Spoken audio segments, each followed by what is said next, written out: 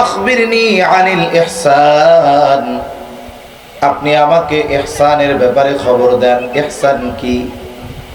নবীজি জবাব দিলেন, আন তা'বুদাল্লাহা কাআন্নাকা তারাহু ফাইন লাম তাকুন তারাহু ফাইন্নাহু ইয়ারাকা। নবীজি বলেন, তুমি এমন ভাবে আল্লাহর ইবাদত করবা কেমন যেন তুমি তাকে দেখতেছো। ফাইন লাম তাকুন তারাহু, আর যদি তুমি তাকে দেখতে না পাও, ফাইন্নাহু ইয়ারাকা, নিশ্চয়ই আল্লাহ তোমাকে দেখতেছে। এটা এমন একটা বিশ্বাস, এটা এমন একটা অবস্থা, এটা এমন একটা হালত, যদি কোনো ব্যক্তি এই অবস্থাটা নিজের মধ্যে প্রতিষ্ঠিত করতে পারে যে আমার রব সব সময় আমাকে দেখতেছে, তাহলে ওই ব্যক্তির জীবনের গতিপথ পাল্টে যাবে। আমি যদি চিন্তা করি আমি যখন একা তখনও রব দেখে, আমি যখন সবার সাথে তখনও রব দেখে, আমি যখন আধার ঘরে একাকী দরজা বন্ধ করে থাকি তখনও আমার আল্লাহ দেখে। আমার আল্লাহ শুধু আমার বাহ্যিক অবস্থা দেখে এমন নয়, আমার হৃদয়ের গহীন কোণে কোন চিন্তা কোন কথা আছে দুনিয়ার কোন প্রযুক্তি সেটা বের করতে পারবে না, কিন্তু ওই কথার ওই চিন্তার খবর যার কাছে আছে তিনি কে? এটা হলো মানুষের সঠিক পথে চলার অন্যতম বিষয়। 4 নম্বর প্রশ্ন, আখবিরনি আনিস সাআহ, আপনি আমাকে কিয়ামতের ব্যাপারে খবর দেন, কিয়ামত কোন সময় হবে? নবীজি সাল্লাল্লাহু আলাইহি ওয়াসাল্লাম আগের 3টি প্রশ্নের সুস্পষ্ট জবাব দিয়েছেন। ইসলাম কি? জবাব দিয়েছেন। ঈমান কি? জবাব দিয়েছেন। ইহসান কি? জবাব দিয়েছেন। কিন্তু কিয়ামত কখন হবে এই ব্যাপারে নবীজি বলেন নাই এটা 2020 সালে হবে, এরকম কিছু নবীজি বলেন নাই। অথচ আমার এই ছোট্ট হায়াতে অনেকবার শোনা হয়ে গেছে কিয়ামত এই কয়েক বছর পরে হবে। 2000 সালে অনেকের জানা থাকতে পারে নাও পারে, কারণ ওই সময়টাতে প্রযুক্তি এত উন্নত ছিল না, একটা খবর সহসা মানুষের কাছে পৌঁছাইতো না। তা 2000 সালে একজন বিজ্ঞানী উনি মারা গেছেন, ওনার নাম স্টিফেন হকিংস, মারা গেছে কয়েক বছর আগে। এই বেচারা পৃথিবীর সেরা বিজ্ঞানী বলা হয় তাকে। এই বেচারা ঘোষণা দিয়ে বসলো 2000 সালের মে মাসের প্রথম শুক্রবার ওই দিন পৃথিবী ধ্বংস হয়ে যাবে। কেন হবে? উনি গবেষণা করে বললেন, কারণ এই গবেষক মহাকাশ নিয়ে গবেষণা করেন, আর আল্লাহ সুবহানাহু ওয়া তাআলার কুদরতি নিজাম, বিজ্ঞান এই কথা স্বীকার করে প্রত্যেকটা গ্রহ নির্দিষ্ট একটি কক্ষপথে পরিচালিত হয়, তার নির্দিষ্ট রুট আছে, সে ওই রুটের বাইরে কখনো যায় না। মহাকাশের মধ্যে অনেক গ্রহ আছে, আমরা অনেক শুনি না, ইউরেনাস, প্লুটো, বৃহস্পতি, বুধ, এই প্রত্যেকটার একটা নির্দিষ্ট রাস্তা, অদৃশ্য রাস্তা আল্লাহ রেখে দিয়েছেন, প্রত্যেকে তার ওই কক্ষপথে পরিচালিত হয়।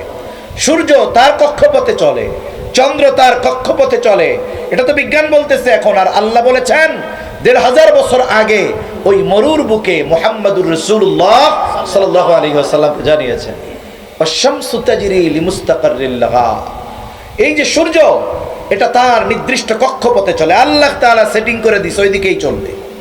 তা উনি বললেন যে 2টা কক্ষপথ, পৃথিবী আর একটা কোনটা জানি অত মনে নাই তো, অনেক আগের কথা, এই 2টার রাস্তায় এক হয়ে গেছে। এখন কি হবে? একই রাস্তায় যদি 2টা দ্রুতগতির বাহন, 1000 কিলোমিটার গতি লাগবে না, ঢাকা চিটাগাং রোডে মাঝে মধ্যে উল্টা পথে ট্রাক আসে, আর একটা দ্রুতগতির বাস যখন মুখোমুখি সংঘর্ষ হয় কি হয়? বাস ধ্বংস হয়, মানুষ মৃত্যুবরণ করে, অনেকে আহত হয়।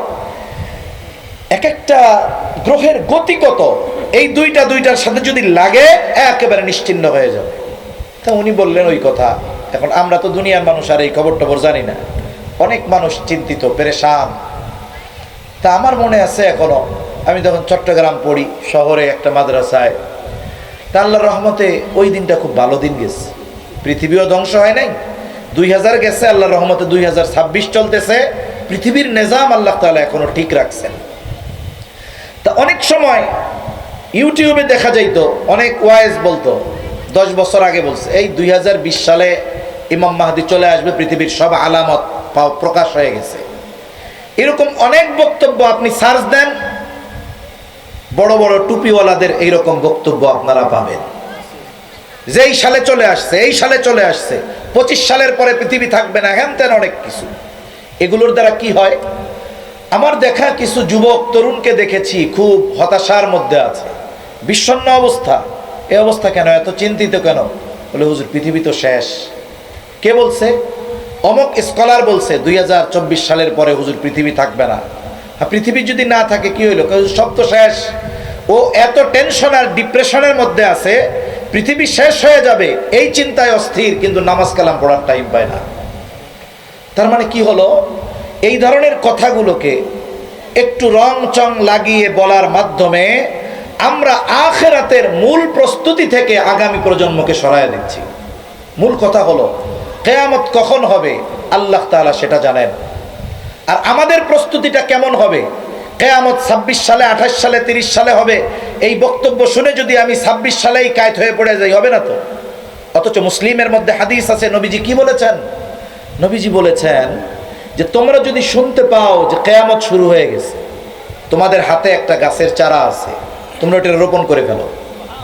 একটু চিন্তা করে দেখছেন যে কিয়ামত শুরু হয়েছে, খবর পেয়ে গেছো, গাছে হাতের মধ্যে গাছের চারা, ওইটা রোপণ করে ফেলো। তাহলে নবীজি সাল্লাল্লাহু আলাইহি ওয়াসাল্লাম কিয়ামতের খবর পাওয়ার পরেও, শুরু হয়েছে এই খবর পাওয়ার পরেও হাতে গাছ থাকলে লাগাইতে বলছেন। তার মানে বোঝা যায় যে কিয়ামতের খবরে আমরা বিষণ্ণ হয়ে পড়ে থাকবো, সব কিছু বাদ দিয়ে আয় উতাস করব। এই শিক্ষা নবীজি দিয়েছেন? এই শিক্ষা নবীজি দেন নাই। মূল কথা হলো কিয়ামত কখন হবে এই প্রশ্নের জবাবে নবীজি কি বললেন? নবীজি এই প্রশ্নের জবাবে বললেন, মাল মাসউলু আনহা বিআলামা মিনাস সাইল। নবীজি এই প্রশ্নের জবাবে বললেন, এই ব্যাপারে যাকে প্রশ্ন করা হয়েছে তিনি প্রশ্নকারীর চাইতে বেশি জানেন না। বিআলামা মিনাস সাইল, প্রশ্নকারীর চাইতে তিনি বেশি জানেন না। তার মানে কিয়ামত কখন হবে এই বিষয়ে উভয়ের জানা সমান। কেমন যেন আমার আপনার নবীজি জিবরাইল আলাইহিস সালামকে বলতেছে, ভাই জিবরিল, কিয়ামত কখন হবে এই কিয়ামত হওয়ার সুনির্দিষ্ট সময়ের জ্ঞান তোমারও নাই, আমারও নাই। কখন হবে তুমিও জানো না, আমিও জানি না, একমাত্র জানে কে? তবে নবীজি সাল্লাল্লাহু আলাইহি ওয়াসাল্লাম কিয়ামতের অনেক আলামতের কথা জানিয়ে দিয়েছেন। আলামত গুলার মধ্য থেকে সহিহ বুখারীর একটা হাদিস আপনাদের খেদমতে পাঠ করেছি।